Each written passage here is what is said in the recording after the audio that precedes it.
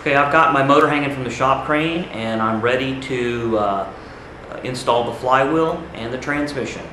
Waiting for my machined flywheel to come in. I have painted the transmission, repainted, cleaned up, repainted all the brackets. New seals, ready to go. I have the engine sitting here on a piece of plywood, on some blocks, ready to go as well. And I've got this big piece of foam in here, kind of help keep myself from banging everything up while I put it together.